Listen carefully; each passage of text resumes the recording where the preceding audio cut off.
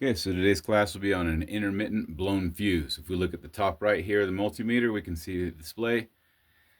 We're going to turn the key on. With the key on, no fuse blows. As soon as the engine is started, we get what? We get a vibration. I want you to consider that most of the vibrations through wiring harnesses are what chafe the wires against each other and cause for shorts.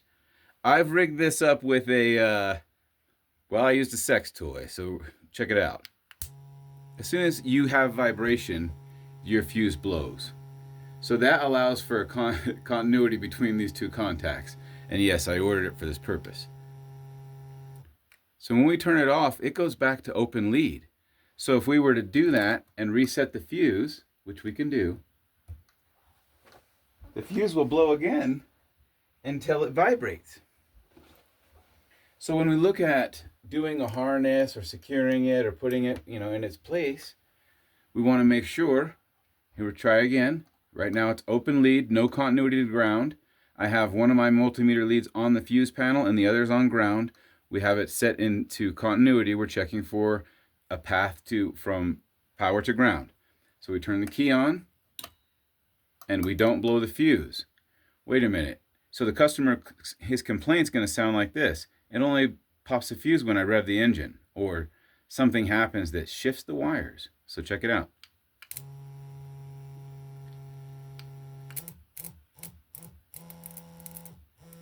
See how the frequencies cause that to arc differently? Watch.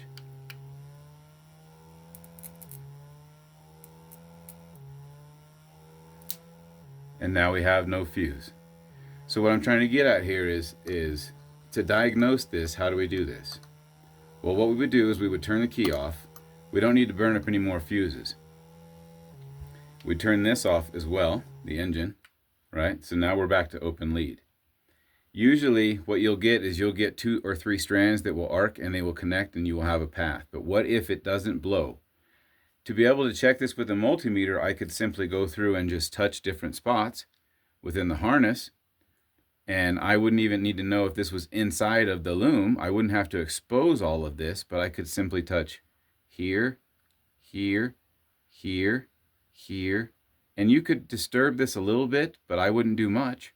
But by the time that you get to this point where you're getting this arc, it's going to be very apparent that that's where your contact's being made. So right there you have continuity. So let's say that it did arc and it blew the fuse and you did get continuity. So now at your fuse panel you have a path. And these two are fused together because they arced against each other.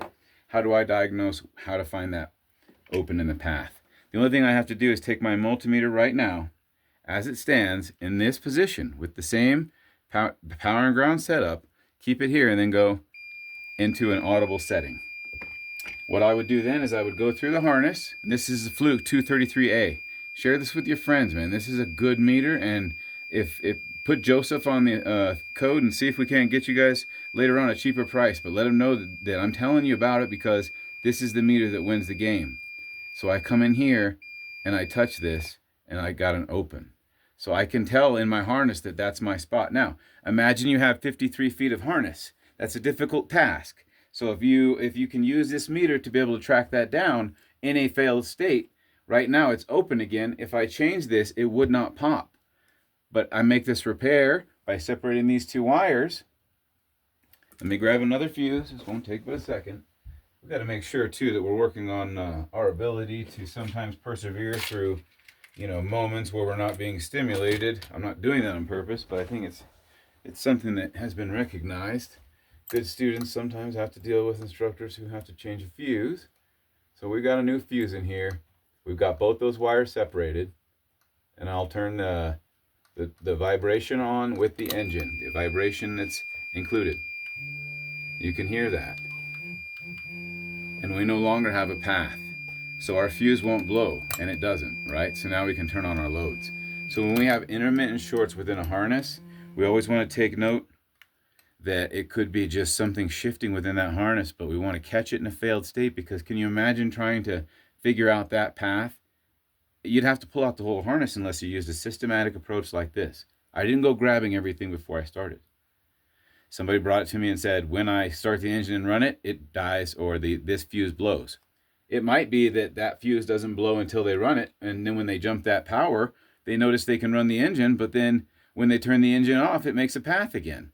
These can literally be the situations that make or break good technicians, and I thought it was worth bringing to your attention. Okay, hope this is helpful. Have a good night, fellas, and thanks for watching. I appreciate it.